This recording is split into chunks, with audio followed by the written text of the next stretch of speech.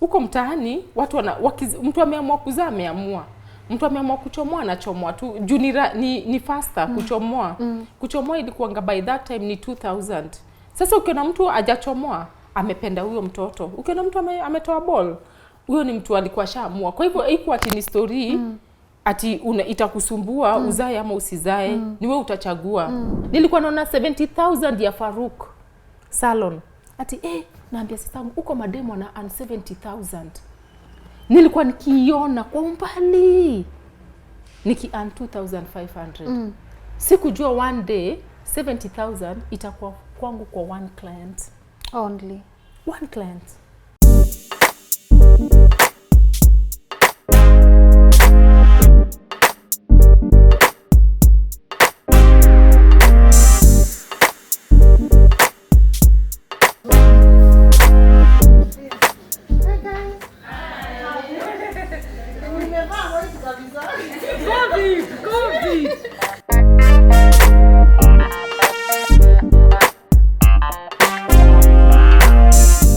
When Oscar Award winner Lupita Nyong'o said all dreams are valid, she must have had people like Jane Awino in mind. I'm telling you guys, this woman came from doing people's hair right there to owning one of the biggest salons in the country.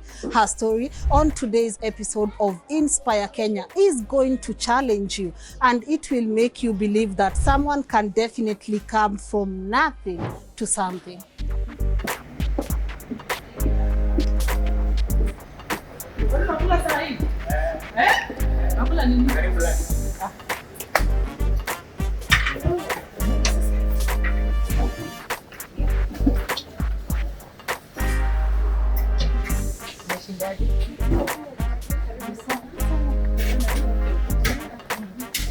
My name is Jane Awino Okoth. I'm a hairdresser by profession, and I run a salon called Rapunzel Salon. Yeah. My journey for hairdressing ilianza nikiwa 8 years. Nakumbuka nikiwa back then in Mathare, I used to do watoto, children's hair, na walikuwa neighbors. Most of our neighbors walikuwa Wakikuyu na wana nywele refu. Mimi nimezaliwa kwa familia ya watoto 15. Watoto 12. Uko Mathare 12. Lakini nakumbuka kwa nini nasema 15, my relatives kutoka Ushago walikuwa na come. Kwa hivyo ukipika ugali, unapika ugali watu 15. Na mimi ndio nilikuwa master. Yes. By class 6 ningepika ugali watu 15. So, I was raised in Mathare, born in Mathare in 1970s.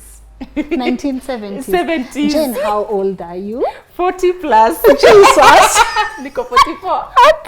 Niko 44 sahi. Yeah, you are gorgeous. So, nikalelewa huko. Tuko naishi nyumba za mbao. Alafu, I remember those days, watu wengi walikuwa nauza chang'aa, walevi.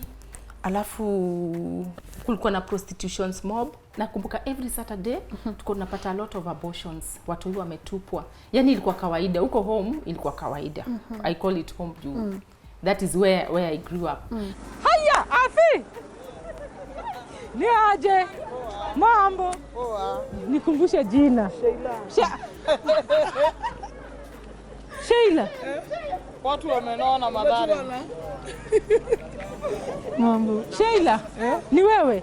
Kalikuwa kadogo hivi? Afi, sasa, hizi nade? Hizi mabe? Huyu unamjua? Aje. Sistangu Jane Jo. So mmejua na mkiwa watoi ama? Tukiwa watoi. Mimi alinitoa. Afi nimekubeba. Na kanyangi. Mama yako akileta kanyangi kwetu. Kwanza, umelea huyu? Mimi ndo nimelea huyu. Nimembeba. Kwa nyumba yako. Mami! Woo!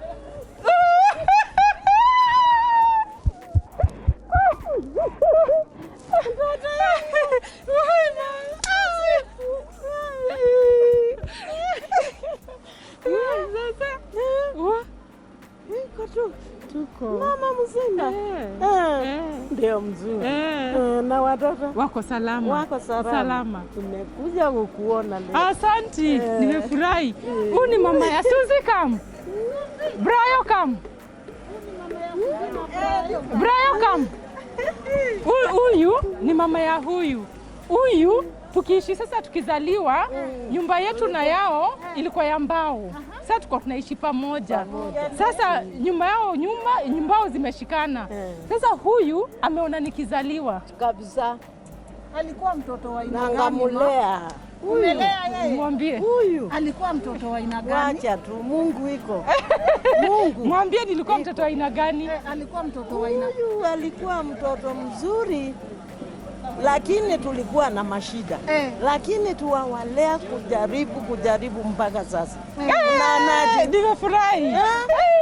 My mom was a mama mboga, anaenda Marikiti ama Kikomba, analeta mboga, vitunguu, anauza. At the same time tulikuwa tunamsaidia juu sasa na watu wanauza njugu kwa barabara wanajikumbuka juu sisi ndio tulikuwa tunatumika kwenda kuuza hizo mboga, nyanya. Sasa kila asubuhi sasa tulikuwa na my sister, she's also a hairdresser, she lives in Germany. Yeah. Sasa tani yake labda asubuhi, mimi ni saa 8. Sasa tuna change, tuna alternate. Hivyo kulelewa. When I was growing up, waka realize I'm very bright in school. Hata class 8 nikapass, nikaenda St. Teresa's Girls. Hii hapo Isili. Hii hapo tu iko tu Mathare, Yeah. but tunaitanga Isili ndio isichome picha. Isichome. Haya. Na my dream nikigrow ni kuandika nikuwe accountant. So hivyo tu kuendelea, nikifanya job huko hivyo nikienda shule. Grades zangu zilikuwa poa. Sasa mamangu alikuwa akinidiscourage kufanya kazi ya nywele. Alafu ni concentrate na shule. Nakumbuka nikiwa senti, umejua unaenda asubuhi mguu na jioni unakam tu home mguu. Juu ni karibu, ilikuwa kama 10 minutes. Yes. Na babangu alikuwa anafanya inda kutoka mlango kubwa tu industrial na mguu. Na madhali alituacha nikiwa class 7. Nakumbuka sasa akaenda kuishi Ushago, ati anachunga boma. Yeah. Sasa sisi tukabaki na fadhi. Life ilikuwa ya fadhi ilikuwa sasa tough. Nakwambia ilifika mahali hatuna hata food. Inabidi tutoke mlango tuende Marikiti kuokota waru. Msenye sawa tu watu unaona huko Marikiti. Yes. Kuna kuanga na lori zinaangusha. Sasa mnaokota hizo mawaru. Aya, mnaokota mamboga, makabeji ndio mpeleke home. Mjafadhi ajui nini tunafanya. Na mjamadhi alikuwa anauzanga mboga. Sasa alikuwa anatutuma huko. Yes. Sasa sisi tuko tunaona machokora wakioko. Sasa tukiona hakuna food, hiyo ndio time sasa tunaanza kujiambia si hata sisi tunaweza okota kama wale. Zile cabbage zimepasuka nusu, si unaweza okota upeleke home. Sistangu mso ndio sasa alikuwa anatungoja. Anatungojea, anaitwa Joyce, anatungojea apike. Yeye hakuwa anatoka. Kwa nini hakuwa anatoka? Ni special. Okay. Mguu moja. Sasa yeye ndiye tukienda anatungoja, anatupikia. Huko hivyo pale ile area Michuki Park. Hiyo ilikuwa gaka forest. Hiyo area. Tuko tunaokota tunaenda kuchuna mamboga terere. Sistangu anatungojea apike. Juu hizi tembea, sisi ndio tunaweza tembea. Sasa sisi tunamletea. Yeah. Na alikuwa mkali, disciplinarian. Sasa na hiyo time ya shule tuko tunashuka, nilikuwa nashuka watu shule, at least wanakuja weekend wana come home na washuka. Alafu tunarudi shule, nakumbuka nakushuka kina Jackie, kina Miriam, nikiwashuka, alafu weekend tunarudi shule. Na pia mimi nilikuwa nashukana. Sasa nilikuwa na charging 20 bob ama 30 bob nikiwa mtaa. Na hiyo ndio nilikuwa napata kama pocket money. Yeah. Alafu pia nikiwa shule kulikuwa na mama mwingine anaitwa Mama Shiro. Mama Shiro alikuwa na kaduka na bwana yake. Sasa yeye ndiye alikuwa akinisupport sana. Akishukwa piece kama hizi, piece moja nilikuwa namlipisha 30 bob na alikuwa anapenda piece 5. Nikimshuka piece 5 150. Sasa jufadhangu alikuwa akienda Inda kutoka mlango paka Inda, tuko tunaambiwa ni mbali.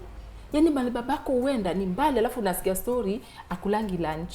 Sasa nikishuka 150 napatia babangu 75 bob. Nakumbuka kiniulizaje, na umetoa wapi pesa? Namwambia nilishuka Mama Shiro.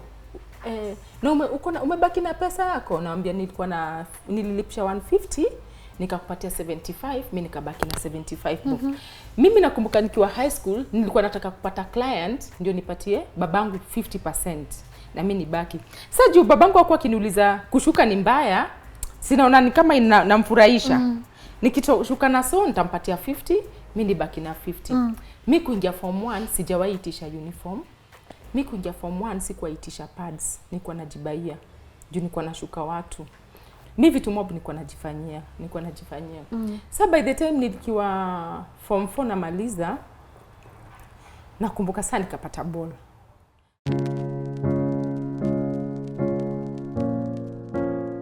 Pata ball haikuwa poa, yani nilipata tu, lakini ilifika mahali baadaye father amekasirika na pia mimi nimesikia vibaya juu nimekosea babangu na alikuwa ananipenda.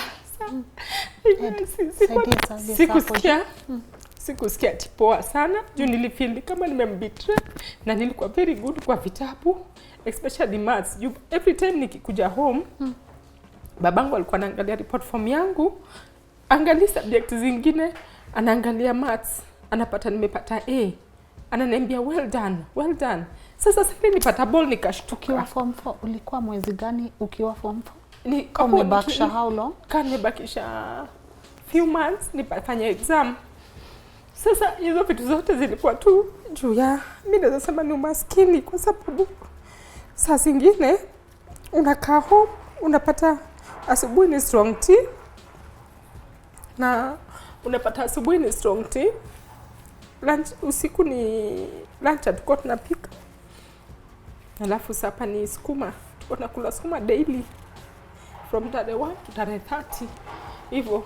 Sasa vile madhari ndio ushagula hivi ilikuwa sasa inakuwa hard na father pia anajikaza. Hakuna siku ile fadangu alilala nje, babangu hakuwa mlevi, babangu hakuwa ni mtu wa marafiki, babangu ilikuwa ni job na kulipa school fees. Job na kulipa school fees. Akitupatia school fees anachukua dictionary, anakuwekea pesa hapo, anakuambia uende ulipe. Babangu hakuwa anakuja meeting za shule juu alikuwa anasema akikuja meeting job inamkata hiyo do. So ilikuwa hivyo, life ilikuwa tu tough.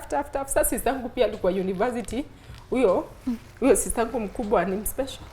Akipewa ile help anakuja anatufanyia shopping home ya food, anatufanyia shopping ya kama mafuta ya kupika, sabuni, anatubaia manguo. Sai as I grow mufil tulibada sistangu. As I grow mufil aje huyo sistangu alikuwa lame na aliachwa responsibility ya watoto karibu 7. Sasa kile unakaka hivi unasikia vibaya, unasemaje? Yeye bana akuwe kama msichana shule asome concentrate, akakuwa mzazi. Sistangu akatulea chakula, mavazi mob. Niyo sistangu alikuwa anatupatia hata kwenda hizi kuona merry go round Uhuru Park. Sistangu anatoka shule akiwa campus, na najua sasa akiwa campus alikuwa kaa 20, 21, 22. Nikiimagine sasa niko na mtoto wa hiyo age anarudi kulea watoto 7. Naona pia nikaona akianza job yake ya first kulikuwa na areas za nyumba yetu ilikuwa karibu 700 bob. Akakuja akalipa job yake ya first, alipata sijui job ya research. Tena akarudi akapata job ya Stanchart kwa bank. Yani sistangu kazi ni kulipa school fees, kutulea. Anatulea mimi, unazaa unalelewa. Analea sistangu mwingine anazaa analea. Yani sistangu kazi yake ilikuwa tu kulea. Mufil usiana wake karobiwa na kulea. So mmoja sasa ukiwa mkubwa ndio una understand. Ukiwa mdogo unasema sistangu ni mkali, lakini ukumbuki ati iko vitu anataka zikuwe straight ndio watoto wao wasipotee. Kwanza hiyo area most of my friends walikufia AIDS wengi juu mtu alikuwa anaanza prostitution akiwa class 6 ama akiwa 12 13 years anaanza, na wengi walipata ball wakiwa hiyo time. Machali wengi wale tulikuwa nao wengi ya wako mtaani walikufa, na si kupenda kwao, ni kila mtu vile unapata, kila mtu alikuwa anatafuta riziki yake about making money. Na unaona sasa mimi supporter mkubwa kwangu alikuwa huyo Mama Shiro. Sasa alikuja akaniambia alipona vile watu wanapotea, akaona ati mimi ni mtoto wa church, akaamua kunisaidia ndio ananilipa ndio nimshuke. Lucky enough alikuwa na watoto wawili, mmoja anaitwa Shiro na Wamboi. Shiro na Wamboi nilikuwa na washuka wakiwa wadogo, nikawashuka for long. Sasa nilikuwa napatanga pocket, most of my pocket money ilitoka kwa Mama Shiro. So nilisikia poa sana vile niko kwa mkubwa, niko na enyewe alinishikilia juu kuliko mimi niende nizurure. Ananiambia Awino, utakuja unishuke. Sasa sikuwa napata time ya kuenda mahali popote, nilikuwa napata time tu ya kushukana. Sasa hiyo kushukana ikakuwa iko ndani yangu, hata ukinikataza na feel nishuke. Juu hiyo ndio inanikibizi na inanifanya nisizurure nisisikia ati nafaa niende wapi ama niende wapi. So life yetu ilikuwa tu hivyo mpaka father akaditaya. Nikazaa mtoi kitu May 1997 after umefanya exam sasa. Sasa nikazaa mtoi. Sasa hiyo kuzaa mtoi mwenyewe nilipozaa nilimpenda sana. Unajua huko mtaani watu mtu ameamua kuzaa ameamua. Mtu ameamua kuchomoa anachomoa tu. Juu ni faster kuchomoa. Kuchomoa ilikuwa by that time ni 2000. Sasa ukiona mtu hajachomoa amependa huyo mtoto. Ukiona mtu ametoa ball, huyo ni mtu alikuwa shaamua. Kwa hivyo haikuwa ati ni story ati itakusumbua uzae ama usizae. Ni wewe utachagua. Na ni easy kutoa. Na pia hapo tu hizo mahosi ziko mob na watu wa kutolesha watu mimba ni wengi. Na hiyo ndio life. Sasa mtoto wa kwanza nikapata na juu kwa sasa hiyo pregnancy nilikuwa nimeenjoy, nikapenda, nikamzaa na vile nilizaa nilifurahi. Juu pia kalikuwa katoto tu kapoa, nikikaangalia na kaona nikafiti. Sasa ni mtumba ndio hizo na mbaya mamitumba. Sasa nikaanza sasa ni kama naona namngarisha napenda kumngarisha nguo za football, majezi. Sasa nataka kuwa footballer kama ule Edgar Davis. Mpaka nikamname Edgar Davis. Anaitwa Edgar Davis. Anaitwa Edgar. Sasa niko naona huyo footballer anaitwa Edgar Davis. Sasa nikasema nitamname ka footballer. Sasa hivyo tu tukagrow na sasa akiwa sasa 7 months. Nikasema nikapewa huyo mwenye alikuwa ameturentishia hao nikamwomba kakibanda kake kalikuwa akaniambia atanipisha 300 bob. Per month. Sasa nilikuwa nalipisha 300 bob. Ukaeka ka salon hapo. Nikaeka ka salon. Kanaitwa Mama Edi Hair Salon. Sasa nimefika, sasa niko na salon yangu. Sasa nasikia poa.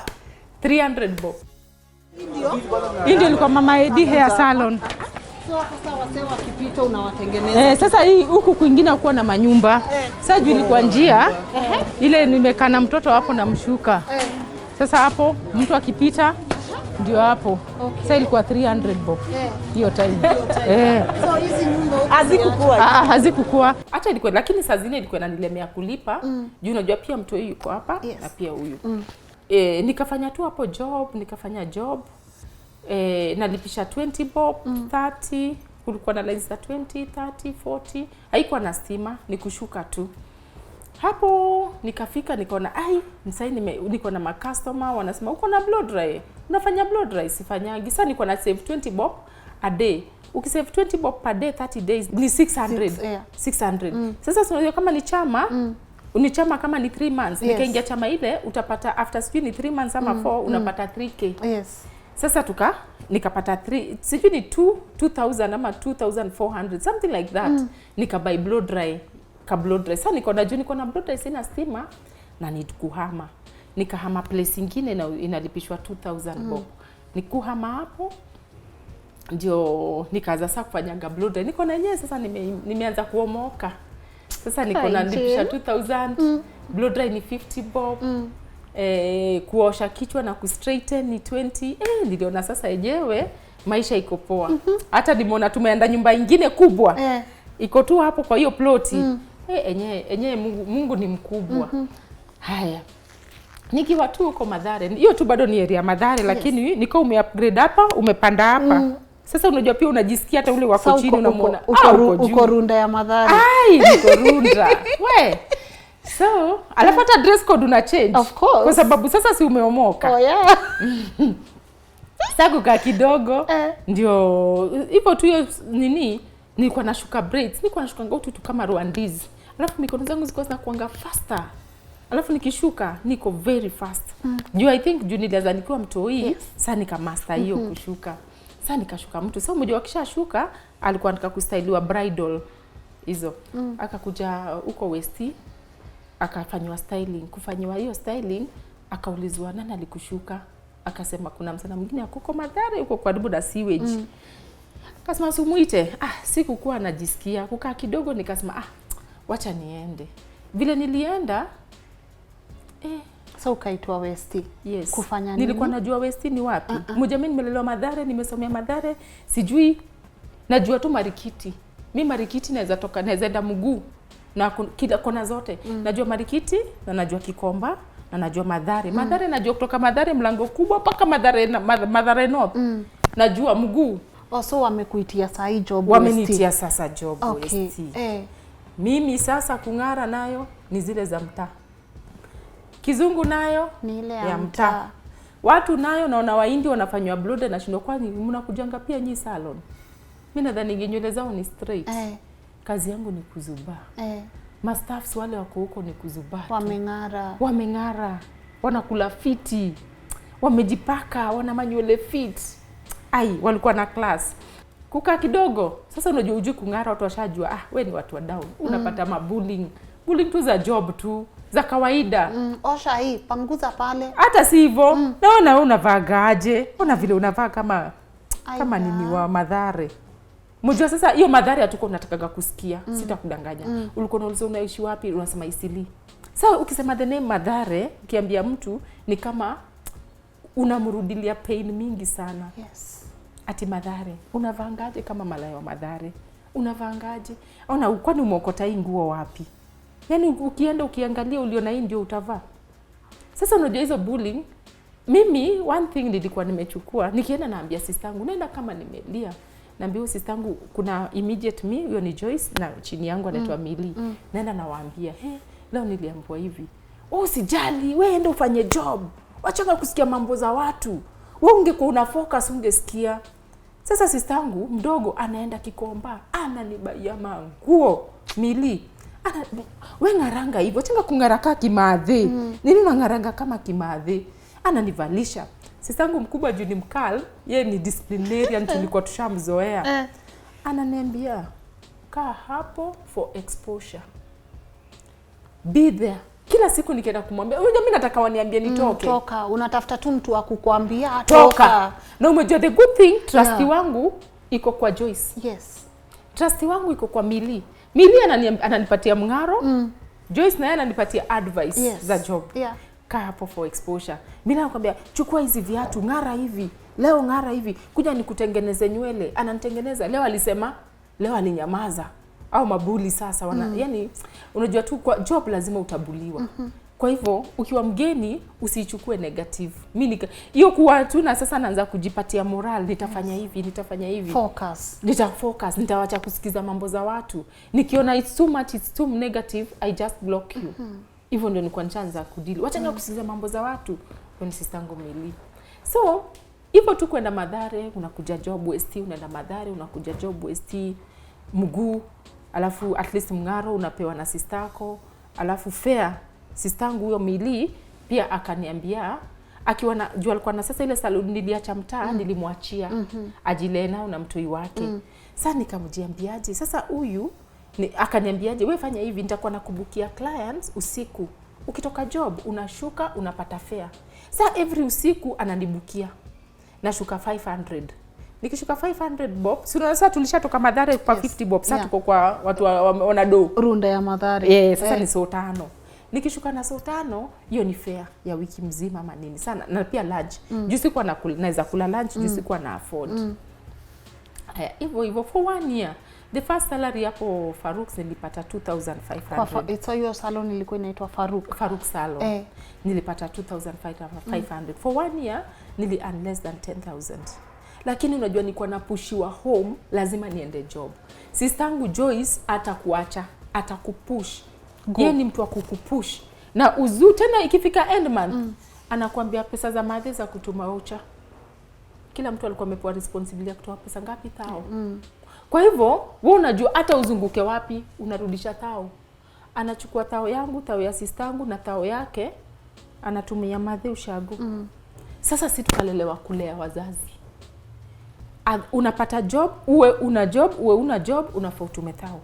Sasa unamtumia, ukimpatia, alikuwa akienda hapo Akamba bus, anaweka kwa exercise book, alafu anaituma kama parcel, alafu inafikia Madhe through a Kamba bus.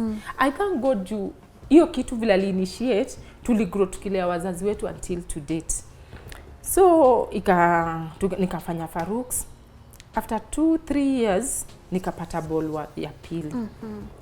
Ball ya pili nikalea. Niko na shida pia zinanichapa. 1.5 month nikarudi job. Watu wanasema mbona hukungoja ipone? Niliamua kuziba masikio. Shida ni mimi. Shida ni yangu. Si ungekaa upone. Nilikuwa na operation. 1.5 month. Na before nizae, mimba yangu ilikuwa kubwa, nilitoka 1 week to kuzaa. Nayo 1.5 month. Nikapiga hesabu, huu mtoto nimweke nani. Otherwise nitafanya nini? Nita mess. Nikaweka hapo nani? Nikaweka Pampers. Si nimetoka Mathare sasa. Nimeenda wapi? Umegraduate sasa. Kugraduate mashida vile zimenipiga. Umetoka Mathare ukaenda wapi? Nimeenda Uthiru nyumba ya mabati 3000. Kai. Naambia mtu, mgeni hata naleta. Na nafanya wapi job Faruks? Hata sikuwa iambia Faruk naishi nyumba ya mabati. Mpaka leo Saidi atasikia. Atasikia huruma. Nikaenda nikaishi nyumba ya mabati. Usiku. Toa gunshot papa. Lakini one thing nilikuwa najiambia, si nimelelewa nyumba ya mabati. Si babangu alikuwa anaishi nyumba ya mabati. Ni nini nanisumbua? Nikaishi huko. Na kuambia nilichapa job. Uzuri nikapata house girl mpoa Mganda anaitwa Jennifer. Jennifer alikuwa anasema nipatie mtoto nilale na yeye, nikae na mtoto, nifanye nini? Ananiambia Mama Edi, enda, she was older than me by 10 years. Mama Edi, wewe enda kazi niachie watoto. The house girl was so nice. Paka niko na feel kama like my big sister, like my mom. She was just so nice. Wakapendana na mtoto, alikuwa analala na mtoto, anafanya kila kitu ya mtoto, everything anafanya. Ananiambia nisifanye. Sasa naona ile love ya mtoto ikanifanya ni concentrate na job. Akanitoa kwa mtoto kabisa. Sasa nikafocus na job, nika make difference yangu. Kukaa kidogo, client mwingine akakam. Anaitwa Mari. Akakam, akaniambia you need a vocation. Mimi najua vocation. Si mimi najua tu kuhustle. Nikamuulizaje, why? I want to take you to America. Nikaenda nikamwambia mdosi wangu Faruk. Ananiambia anataka kunipeleka America. Ukafanye?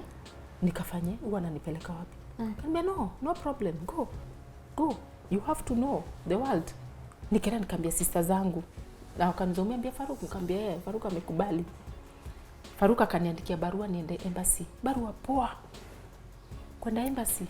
Nikapata barua kwenda US. Na bwana yake alikuwa USAID director. Bwana yake anaitwa David Antiberi. Bwana yake akaniandikia hiyo barua, nikaenda US. Nikakaa huko, akanionyesha, akanipeleka job, akanitafutia. Nilikuwa naona figures sijawaiona. Nilikuwa naona watu sijaiona. Nilikuwa naona hairdressers vile wanaishi.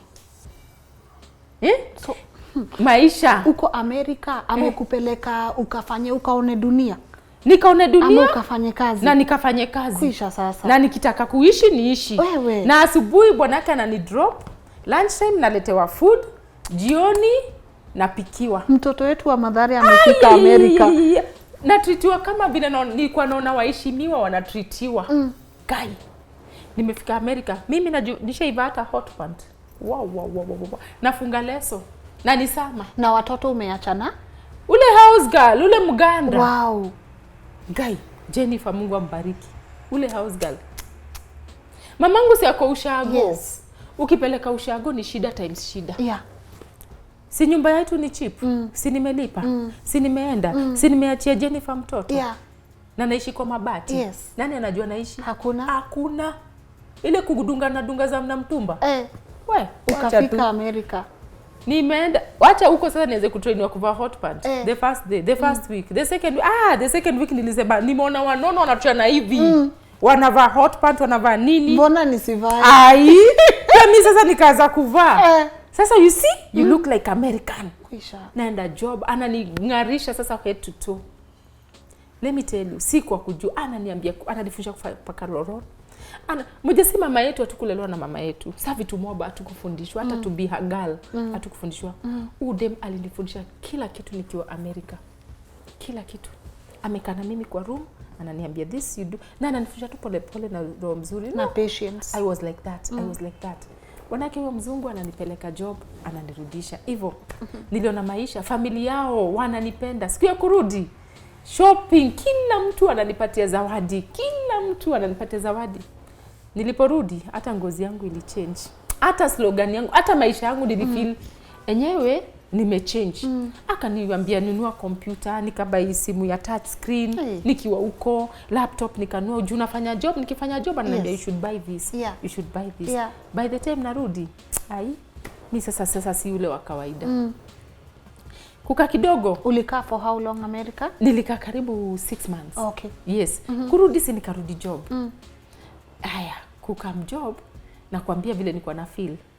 Nilikuwa na feel yenyewe nimetoka Amerika. Sasa nilikuwa na feel kaa yeye vile tulimuona akikam.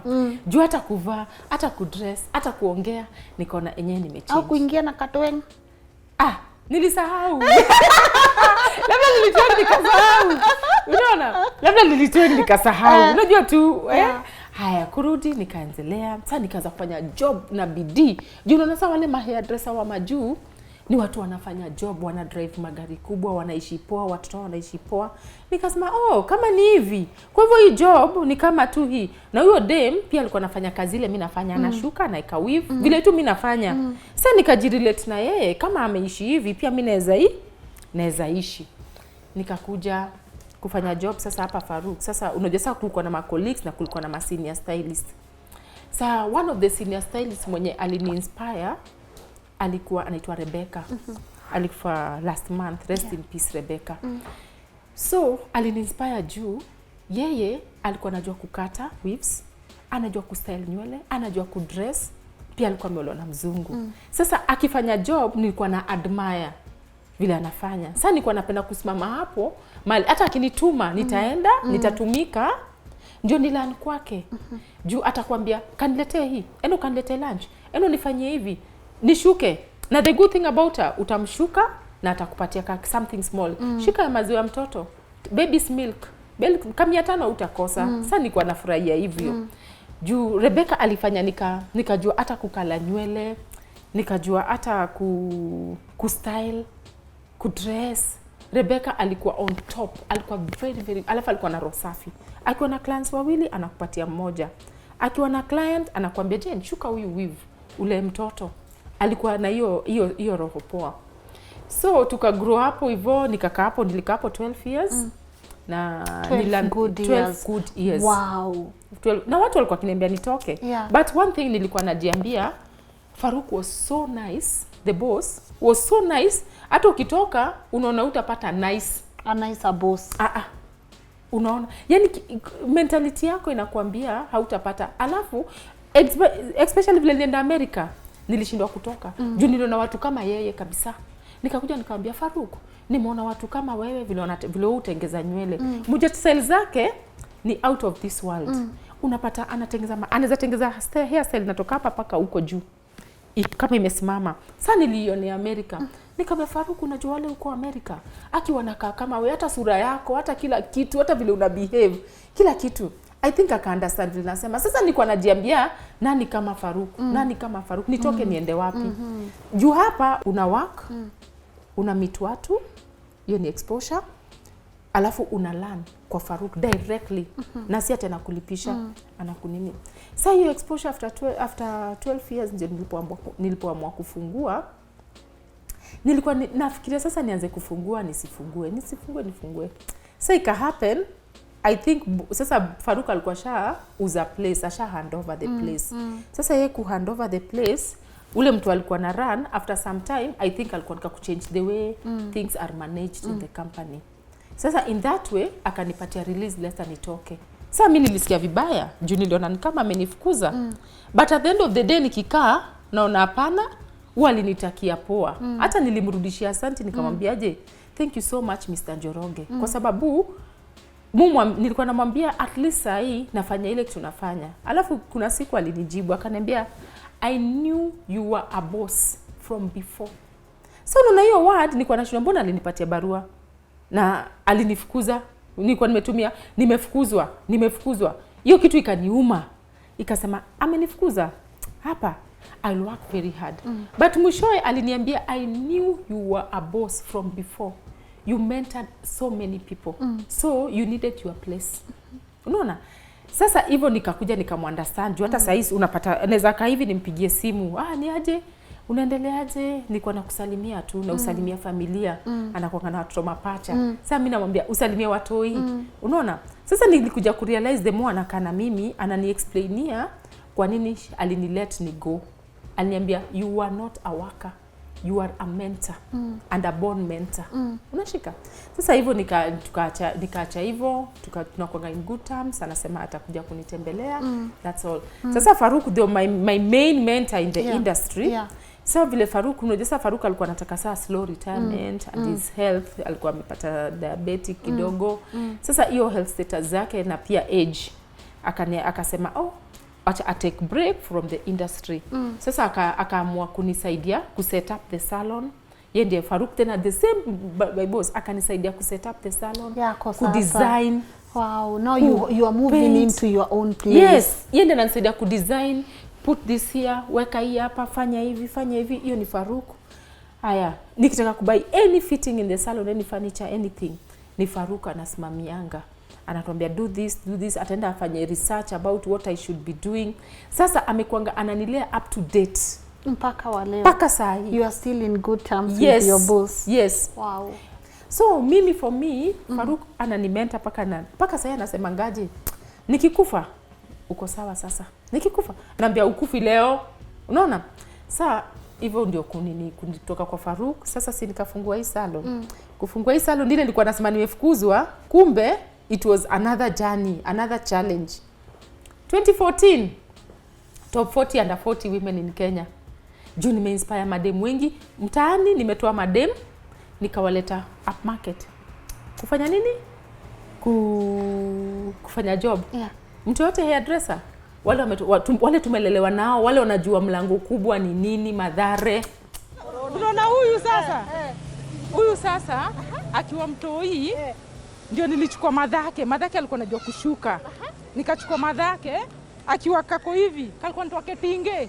Kilikuwa kinono. Kilikuwa kinono kinakula mkate mzima peke yake. Na ako 7 months. Mamake ndio huyu. Huyu ni mama ya huyu. Huyu ni mama ya huyu. Mtoi huyu. Angalia. Sasa huyu bebe. Hata hizi beba. Huyu sasa, huyu alikuwa kakonda hivi. Na huyu kanono hivi. Kubeba huyu ni shida. Huyu sasa akiwa miezi 6, nikaenda kwa mama ya huyu, nikamwambia nipatie huyu msana wako nimfundishe job. Huyu ndio msana wa kwanza mimi kufundisha job hii Mathare, huu mtaa. Huyu na mimi nikamshika, nikamkana nikampeleka mpaka West kwa Mjapanese. Nikamtafutia job. Huyu saa hii nafanya na beti 5. Unafanya na beti. Huyu nimemfundisha kila kitu. Huyu ako safi. Kabisa. Kazi safi. Huyu ni mtoto wako. Mama mtoto. Sasa huyu. Why was it important tuwe kuwatoa huko wa mente? Wacha nikwambie, huko watu wako na talent lakini hawajielewi. Alafu kuna kuanga na poverty spirit. Comfort. Huko life ni easy, mandazi yako bole iko tu hapo. Nyanya ya tumbo iko tu hapo. Yes. Unaona?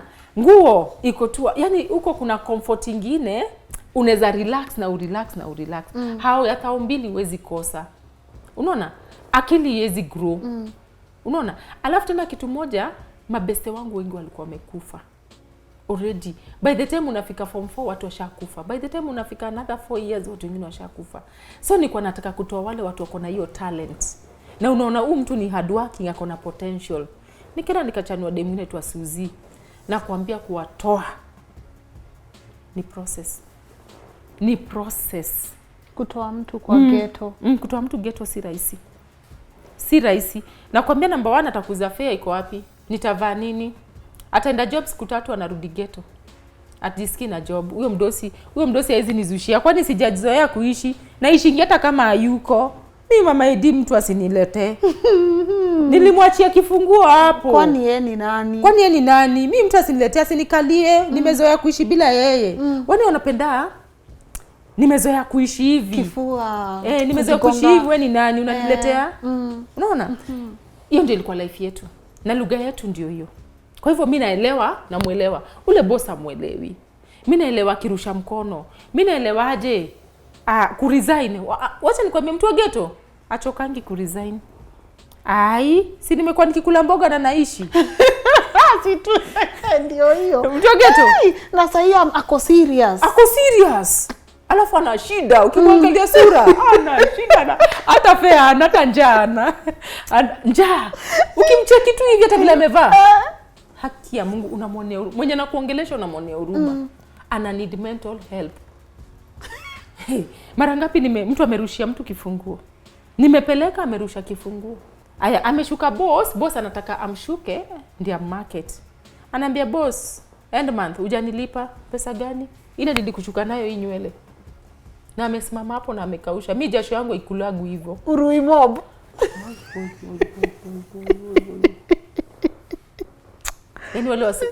Yani si wale wase sisi tuna urui ingine iko kwa damu. Ndio saa zingine mmoja muambiega wase usinikumbushe.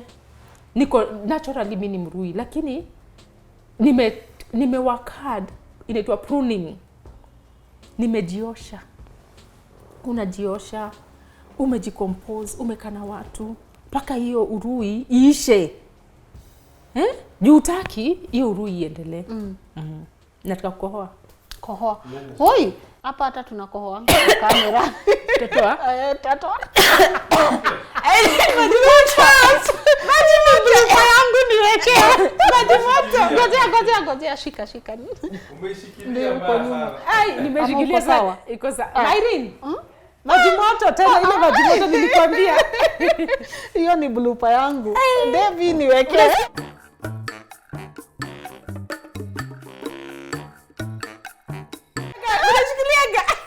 Unakohoa tu. Wacha nikuje maji moto.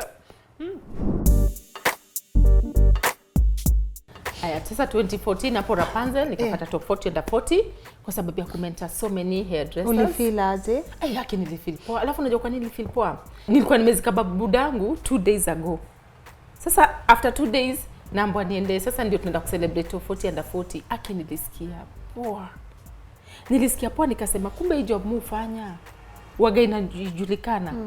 Ule nime-inspire so many hairdressers to be who they are today. Hiyo nilisikia poa top 40 under 40 yenyewe. Sasa niko over 40 si under. Sasa niko over. So ilikuwa 2014. Na hiyo 2014 pia nikaenda competition ya hairdressers. Kwenda competition nikakuwa the best weavologist of the year. Hapa Kenya bado. Hapa Kenya. Nilikuwa nimetoka US. By the way kila mwaka muenda US juu ya kutrain apart from it during corona. Juu ya kwenda ku upgrade skills zako. So nilikuwa nimetoka US. Kutoka US nikakuja hiyo 2014 nika compete tena nika win hiyo best weavologist of the year. Hiyo vitu nimesomea US ndio muka mna train watu. Unapata nafanya microweaving, nafanya vitu zaitwa Malaysian, nafanya vitu zaitwa clipities. Malaysian ni nini? Ni technique fulani ya kuweka weave, ukiweka inakaka nywele yako. Nitakuweka utaona. Utanipea. Unaona? Kuna microweaving, kuna fusion. Unaona kuna techniques mob, kuna 3D extension. Kuna techniques mob. Sasa hizo vitu mob musomea US. Nikikam US na kamna na implement huku na train staffs wangu. Nywele zangu nilikuwa nauza kimanman bila jina. Yaani unataka human hair ndio hii. Ndio hii. Hapo ndio tukaambiwa ni lazima niziname. Nikaname ikakuwa inaitwa posh hair. Sasa uko na posh hair. Posh hair. Sasa hiyo posh hair I love the name. From different countries. Yes. Nitatoa Vietnam, nitatoa Philippines, nitatoa India, nitatoa zingine China, nitatoa zingine Korea. Hii umetoa? Hii nimetoa Malaysia. It's nice. Unaona? Hii nimetoa. Alafu texture yake ni human kabisa. Ni human kabisa. Hata ukichoma na kiberiti inanuka mfupa ya binadamu. Mfupa. Unaona vile bones unuka. Ukichoma inanuka bones. So now you know the hair. I know. Hata ikiwa fake, najua hii ni nywele fake. Na kwanza kwa unaona vile unaweza sema hii ni cotton na hii ni polyester. nikishika hivi najua hii which type of hair it is. Unaelewa? Hello. Guys, how do I look? So hii ni ya majuu. Zote ni quality poa. It's really good. Alafu they come in black, alafu tunaziweka na color. You put color? Yes. So you even dye? Yeah, we even dye. So Yeah. but they come in black. In black. Oh, so they come in this color and then you Yes. Okay, lovely. Alafu labda tukashona. Nataka ili kuona ka fringe. Na ka fringe ama tu bob. Jane, ati ni pesa ngapi?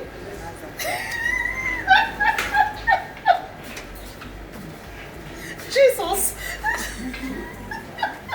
So hapo ndio nikanemio Porsche. Sasa ikakuwa ni kuwa na machines. Unaona clients wengi sasa vile the more naendelea kusoma naanza kurealize haya na need hii. Nikaleta machines za kushona weaves. Wow. Hizo machines ukiwa na umekata mtu nywele yake hivi kichwa yake muindi unaweza shona ikue weave. Na nikaleta pia mashine nyingine ya kushona wigs. Unaweza shona wigs zako within 30 minutes to 1 hour wig imeisha na cherehani. Nikaziweka hapo. Hiyo department nikaiweka ikue Porsche. Wow. Sasa client anaweza fikiwaje? Juu nilikuwa najua 2016 nilikuwa najua the next generation of the future itakuwa how can Door to door. Itakuwa door to door. Unaona? Sasa nikasema nitafungua kampuni inaitwa Mobile Beauty. Hiyo Mobile Beauty. Sasa Mobile Beauty lazima utrain our staffs ndio waweze kwenda kwa clients. Unaona? So client akisema anataka manicure na pedicure anapelekewa kwa nyumba. Yes, ilikuwa sasa hivyo. Yes. Sasa unaona sasa corona ikahit. Corona ikahit na siku bado nimerelease hiyo app. Sasa what nikafanya sasa tukachange. Moja corona ikihit ilibidi vitu zote zichange. Ni adjust. Sasa ndio nikaanza kuweka hizi Zoom class. Sasa hizi Zoom class ningependa watu wako na talent, wako na nini, wanaingia Zoom class. Na Zoom class zangu waga 8 to 9. Ukiingia tu 8 usiku Monday, Wednesday na Friday. Na hata kama jana Wednesday nilikuwa na train watu how to kutengeza wigs kama hii. Okay. Sasa during corona kuna ma students wengi hawana job na ni ma students wako home. Wazazi wanapata stress, wazazi wame lose job. Sasa hawana doza school fees. During corona unapata kuna wale walikuwa wanashindwa masalon mob zimefungwa. Na wale salon ikifungwa mdosi anaweza kuwa na another source of income. Na wafanyikazi je? Do you have a plan for them? What about wakiingia hii Zoom class ni wafundishe waweze kufanya job mali wako bila fare, bila lunch. Wanaweza operate. Huku tutakufundisha how to make wigs, how to make braids, how to market yourself. Na pia nikiona you are a good student, I will market you in my page. Na Facebook sahi ina sell more juu kuna kuwa na Facebook groups. Yes. Tutazipost kwa Facebook group. Niko na like 200,000 followers. Na most of them najua ni hairdressers. Na most of them wanakujanga pia wengine kupip. Kuona leo Jane ameka, leo anafanya nini. What about nikiona you are a very good student, nichukue profile yako na everything, niweke kwa page yangu, pia upate job mali unataka hata kama uko Mombasa. Niko na friends pia wako na salons. Unaona? Wahu ako hapa na Afrosiri ako na salon. Kuna kina Betty Kialo wako na salon. Si lazima utoshe kwangu. Kwangu kukijaa mwenzangu wako nayo. You can refer. I can refer Good. to salons ile. Tuko na WhatsApp group ya salon owners. Iko na 200 and something people, nini CEOs. Wote wako na salon. Wanapostingi nataka mfanyikazi, nataka hivi. Sasa nikipost nini yako na wewe ni mtu mpoa, job yako ni poa. Nikipost kuna mfanyikazi anatafuta kazi, unakuwa connected. I love that. Unaona? Yes. Juu niko na platform, why can't somebody there uko ghetto ama wapi ame lose job atumie hiyo platform yangu kupata. Juu hata nikikunyima sitaipata. Hata nikikunyima kupata hiyo 10,000 my dear sitaipata. Ilikuwa yako. Juu mimi na charge weave 5k. Yes. Wewe una charge weave 2k. Hiyo 2k si lazima niipate. Si wewe unaweza ipata ikusaidie na mtoi wako. Sasa platform yangu nimekuambia ni hiyo ya salon owners out after staffs. Another platform niko na friends one on one. Ule nampigia simu, "Wow, ni aje uko na nafasi uko kwako?" Network ndio, yako. niko na nafasi. Hiyo ni network yangu, nitatumia sasa network yangu. Nirudi nimekutrain labda kwa Zoom. Kitu yoyote ile unataka. Unaniambia unaweza ni train kufanya hivi.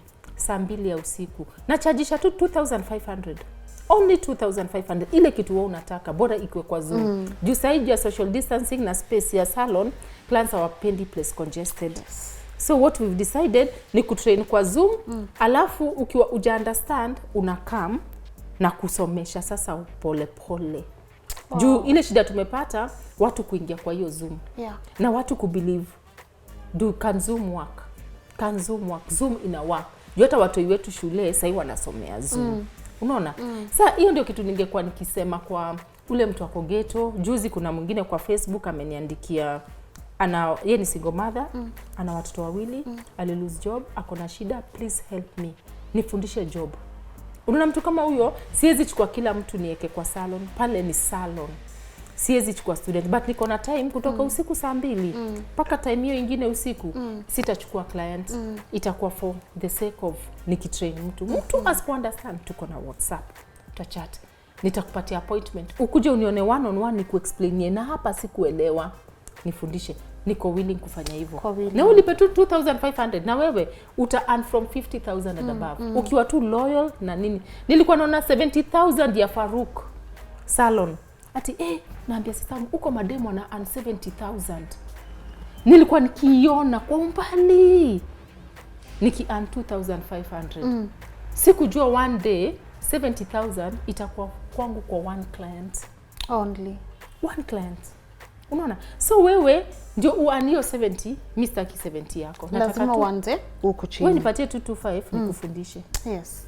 Juu usipotoa hautaivalue. Hautasikia uchungu. Nitakupatia paka certificate. Yes. Nimesomea US, niko na certificates zangu zote za US. Niko na papers zangu. Nimefanya paka manufacturing of human hair in Korea. Niko na paka certificates zangu za hizo manufacturing. Nilitumia 2 million kwa hiyo class 1 week. 2 million manufacturing of hair with a certificate. 2 million shillings. 2 million. Wow. Kenya shillings. Kusomea hiyo manufacturing. Hiyo ilikuwa 2017. Nikiwa under Keroche. Nikaenda, nikasomea huko na nika-graduate huko. Na hiyo ni pesa yako unatoa kwa bank. Si ni pesa yangu, si nimechanga hiyo nimeshuka. Mimi si ati kazi zingine. No sponsor, my dear. No sponsor. Nimeshuka micro, nimeshuka weave, nimeweka lean color, nimefanya watu wangu wamefanya pedicure. By the way, mimi ni hairdresser, specialized in weaves and braids. So I'm not a beautician wa kucha, sasa na hire. I hire my weakness. So nimechanga hiyo pesa, nimechanga ikafika milioni. Ndio niende nisome hiyo class ya manufacturing of hair. So niko na so much knowledge about hair and human hair. Na Westlands nimeka 18 years in Westlands. Nikianzia Faruks paka to date. Niko na 18. Niliingia 2002. Saini 2020. Saini 2020. So hiyo market ya West naijua vizuri. Mtu yote amekuwa around West amemgusa nywele. Na wale ma clients wanashukua micro huko nje, I think wame have about Jane. Juu microwaving nimeanza kuitengeneza 18 years ago. Watu wengi wakidhani imeanza sahi 18 years ago. So skill yako lazima uinvestie. Hakuna cha bure. Hakuna kupumzika. Paka saa hii mimi usoma. Saa hii nilipoenda US nilienda kusoma pia na hairdresser wa Beyonce. Yeye ndiye anitrain, si mimi ni mtrain. Yeye anisomeshe. Yeye akanipatia sasa mtu anafaa anisomeshe zaidi. As the moment mimi usoma. Zoom. Niko kwa Zoom nasoma. Na mwenye sasa mwenye trainer wa hairdresser wa Beyonce ndio sasa ananitrain. Anaitwa Season. Season Bennett. Yes, ndio sasa ananitrain. Asai wakati wa corona, during corona juu unashindwa because you have to keep reinventing yourself. Unaenda biashara zinaenda, ule amefunga, ule ameuza, what about me? Mimi naendaga tu kwa education, nasoma. Na umehaya watu wangapi so far? And so how many girls do you think umementa? I think kutoka nianze kutoka mtaani hata wanaweza fikisha over 500 to 1000. Na ningetaka kutarget 10,000. Yes. Ningetaka niwe nimegusa roho ya watu 10,000 nasema I'm doing hair because of you. I'm doing hair. Hata akisikia hii story aseme enyewe nywele imetoa mbali. Na hii myth mtu anasema ngaje, ma hairdresser waolewagwi, ma hairdresser wagaona mix kazi ya nywele na kazi nyingine. Wacha nikwambie, it's about here. Kwa hivyo ule mwalimu wa mixigi, mwalimu ana anka 20 to 30k. Kuna walimu ana angiriso, kuna walimu ana 500,000. Do you know hairdresser na aningio amount? Ni vile mentality yake hajaichange ikakuwa akasema hii job ni kama ile nyingine. Hairdresser won up to $500,000. Hairdresser won up to 1 million. Hairdresser won for 100,000. Top hairdressers, they earn good money. And focused. You have to stay focused. You have to keep learning. And reinventing yourself. Yes. Una dealing aje na challenges? Kama gani? Cause najua life ijakuwa tu ni kupanda milima. Wapi? Lazima upige marok kama challenge kama gani? Nini huku keep inspired senye vitu hazi work out? Kitu moja, muogopa kurudi ghetto. Ghetto si pale Mathare, hata Kibira. Muogopa sana. Hiyo kitu nikikumbuka najiambia ngaje. Nikistuka ati nitarudi huko, inaniambia no, backward never. Na kitu ingine inanifanyaga nini, watu wangu sasa unikip moral. Mami, you know you are very big. Mama, unitachochwa nione yenyewe kweli ya watu wameniona. Unaona? Sasa ya watu wanakuambia, iko vitu wanakuambia, unasema yenyewe kasi huyu mtu hii alafu mpenda kulani. Mimi hata mtoto wa 5 years naweza learn kwake. Naweza katu hivi nikimstudy anafanya kitu nimelearn kwake. Mukubali kulearn from anyone. Iwe mkubwa, iwe mdogo, ama awe anakaaje. Hata mtu wako street, hata mtoto ule anaomba pesa kwa street. Kuna tactics yeye utumia, pesa inatoka kwa ule mtu anapita. That wewe hata ukimit mtu mwingine uwezi understand. Hapo ni ukweli. Unaona? Sasa ile kitu pia inatufanyanga naweza move. Kuna saa zingine nakaa hivi. Nikifunga hii job, watu wataenda wapi? Na zikumbuki watapata place, watapata. Hata ndio nimerudi, umehaya watu kaa wangapi? Nimehaya watu kaa 20. Wow. Yes. 20 people. Tumehaya watu kaa 20. Mimi naweza sema wako poa, wako very good. Ile kitu napenda about the customer service yao. To train karibu every month. Wako kwa training ya customer service. Customer service, alafu team. They are very team players. Hata wale clients who come, hata reviews zile wanapeanaga, muona ziko positive to us. Yes, sijaipata ati very bad reviews about the company, about it. Juu, kuna rule moja mkuwa nayo. Client akicomplain, respond within 24 hours. Na huyo client ana complain aja respondiwa, reach out to the boss, who is Jane. We reached out, we kuja tu niambie, ati please Jane, niko na hii problem, nilifanyiwa hapa na sikuridhika. Within 24 hours, hiyo problem tunafaa kuisolve. Tusipoisolve within 24 hours, then sisi tuna makosa. Juu, kila kampuni iko na shida yake. Sitasema tunakuanga perfect. Kuna complain. Lakini, how do we respond to the complaints? How do we respond to a problem? Hiyo response ya hiyo problem ndio ina matter. Ndio ina matter. Yes. What's the future for Jane? Ama what legacy would you want to leave behind? Mimi ningependa unaona nywele vile home science inasomeshwa shule. Kan nywele inaweza kwa shule. Iekwe kutoka class 1, mtoto anajua kuna beauty class. Mtoto akiwa mdogo from class 1, class 2, class 3 mpaka class 8 yako beautician, kwa sababu mimi ningekuwa hapo I think ningekuwa better and bigger, lakini sijui. Hivyo ndio mimi nafikiria. Kwa sababu kama vile job nyingine unapata mtu footballer anaikulia, daktari, mzazi anajua mmoja wazazi wetu ile kitu wako nayo. Ni mentality ya daktari, lawyer na accountant, mwalimu. Yes. Sasa hizo. Sasa mbona usipatie huyu mtoto chance, huyu mtoto anashuka nywele. Umkumbushe tu historia Jane. Jane alitoka Mathare na I'm proud of it. Nililelewa huko. Jane sahi amegrow, alikuwa saluni ya kwanza, saluni ya pili, sasa akaenda akaemployiwa, akakuwa na experience, akalana na watu, akafungua yake. Watoi wake ni wakubwa, mmoja ako campus, mwingine ako secondary. Na 100% of her money ni kazi ya nywele. Na uinvest huyo mtoi, aende hata campus afanye beauty. Like in Germany kuna university. Italy kuna university ya hairdressing. Mbona isikuwe kitu kama hiyo hapa kuliko mtu kama Jane anajua ni kushuka, inabidi Jane apande ndege ende US atafute wasusi wenzake aone vile wasusi wanafanya. Na hiyo ni job ambayo sitashinda mimi sijaipeana nini CV. Mwambie brother zangu ni graduate. Mmoja mimi sijai apply job.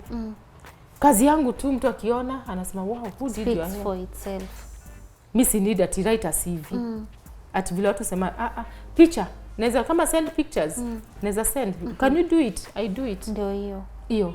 Sasa hiyo kazi ya mkono ni kitu inajiuza. Who did your hair? We, unaona? Ile tu ningependa kusema, never give up.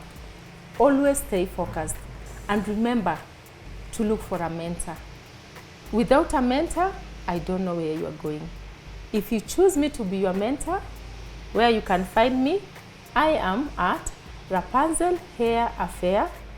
Our phone numbers are 0722 833 465. Remember, my name is Jane Awino, commonly known as Jane Stylist. Yes. Thank you. Asante sana Awino. Unanifanya nini? Lazima ningekuita Unanifanya nini? Niko mtaa.